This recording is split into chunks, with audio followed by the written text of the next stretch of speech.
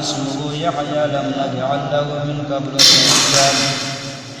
قال رب أنى يكون لي غلام وكانت امرأتي عاقرا وقد بلغت من الكبر عتيا قال كذلك قال ربك هو علي هين وقد خلقتك من قبل ولم تك شيئا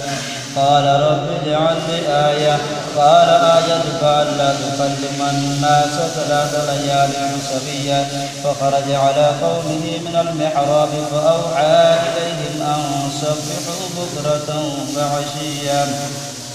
يا يحيى خذ الكتاب بقوة وآتيناه الحكم صبيا وحنانا من لدنا وزكاة وكان تقيا وبرا بوالديه ولم يكن جبارا عصيا وسلام عليه يوم ولد ويوم يموت ويوم يبعث حيا واذكر في الكتاب مريم إذ انتبذت من أهلها مكانا شرقيا فاتخذت من دونهم حجابا فأرسلنا إليها روحنا فتمثل لها بشرا سويا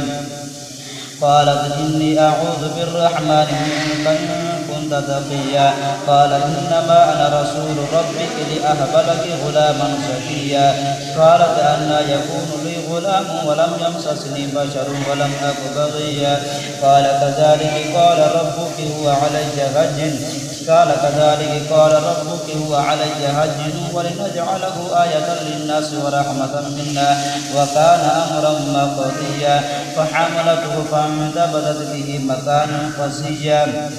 فأجاءها المخاض إلى جذع النخلة قالت يا ليتني مت قبل هذا وكنت نسيا منسيا فناداها من تحتها ألا تحزني قد جعل ربك تحتك سريا وهزي إليك بجذع النخلة تساقط عليك رطبا جنيا فكلي واشربي وقري عينا فإما ترجن من البشر أحدا فقولي إني نذرت للرحمن صوما فلن أكلم اليوم إنسيا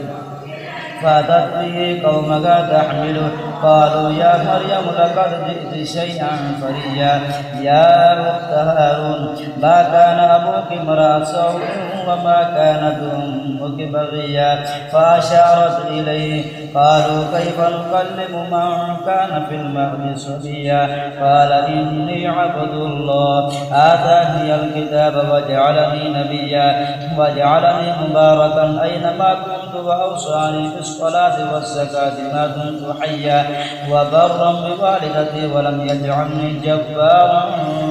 شقيا